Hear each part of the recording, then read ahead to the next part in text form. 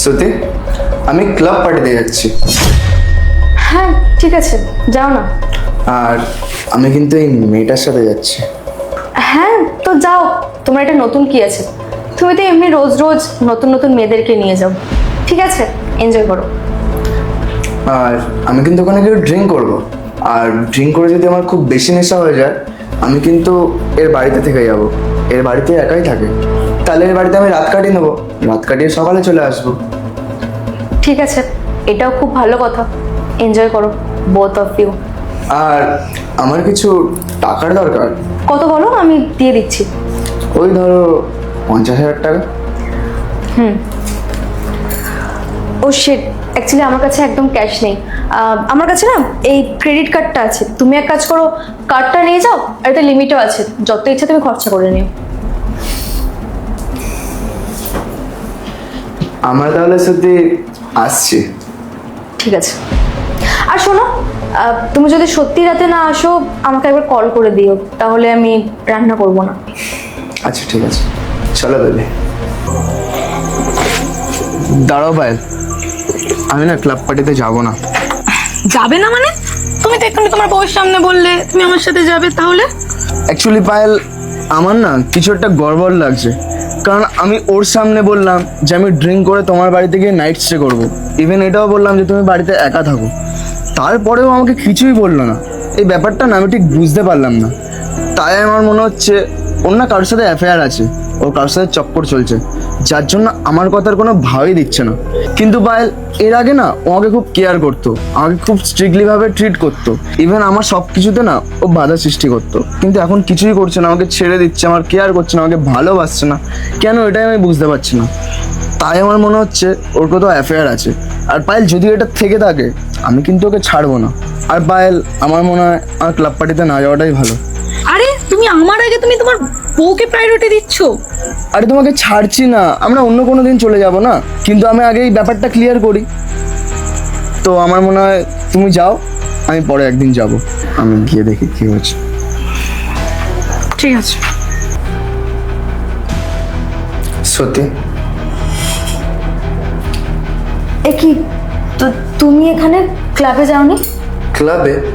আরে সত্যি, আমি ক্লাবে যাইনি বলে ওই জন্য তো আমি চলে এসেছি এত তাড়াতাড়ি। কেন, আজকে ওই মেয়েটা খুশি করতে পারেনি? ব্যাস শ্রুতি, আর একটা উল্টোপাল্টা কথা বলো না। তুমি জানো আজকে ওই মেয়েটাকে আমি কেন তোমার সামনে এনেছিলাম? কারণ তোমার মধ্যে ভালোবাসা কম পড়ে গেছিলো। আমাকে তোমার দেখে এরকম লাগতো যে তুমি আমাকে ভালোই বাসো না, আমাকে কেয়ারই করো না, আমাকে কোনো জিনিসে তুমি আটকাওই না। কেন? আমার তো মনে হয় তুমি অন্য কাউকে ভালোবেসে ফেলেছো। কারণ আজকে ওই মেয়েটাকে যখন আমি টাচ করছিলাম, তুমি আমাকে কিছুই বললে না। এরকম মনে হলো যে তোমার কোনো কিছুতে যাই আসে না। কেন শ্রুতি, আমার ভালোবাসা কি কম পড়ে গেছিলো যে তুমি অন্য কাউকে ভালোবাসলে, যার জন্য তোমার আমার প্রতি কেয়ারনেস, আমার প্রতি ভালোবাসা, আমার প্রতি জেলাস ফিল সব কিছু চলে গেল? কাশ, কাশ যদি আমি অন্য ছেলেকে ভালোবাসতে পারতাম। আচ্ছা, তুমি যে আমাকে এইসব কথাগুলো বলছো, তোমার মনে আছে তুমি আগের দিন আমার সাথে কি করেছিলে? দীপ, তুমি কোথায় যাচ্ছ? আসলে আমার শরীরটা না একদম ভালো না, অনেকটা খারাপ লাগছে। তো ভাবছিলাম যদি আমার জন্য একটু মেডিসিন এনে দিতে, আর রাত্রে রান্নাগুলো করে দিতে তো অনেক ভালো হতো। কি? তোর কি মাথা ঠিক আছে? আমি তোর জন্য মেডিসিন নিয়ে আসবো? আর কি বললি এক্ষুনি? আমি তোর জন্য রাতের ডিনার বানাবো? শোন, আমি না তোর মতো গাইয়া মেয়ে না, ঠিক আছে? আমি এখন ক্লাব পার্টিতে যাচ্ছি, আর আমি গিয়ে মেয়েদের সাথে এনজয় করব, মেয়েদের সাথে ডান্স করব। আমাকে ফালতুতে ডিস্টার্ব করিস না, আমাকে যেতে দে। দীপ, তুমি এটা কি বলছো? তুমি এখন ক্লাব পার্টিতে যাবে? আমার এখন শরীর খারাপ, আর তুমি ভুলে যেও না আমি তোমার বউ হই।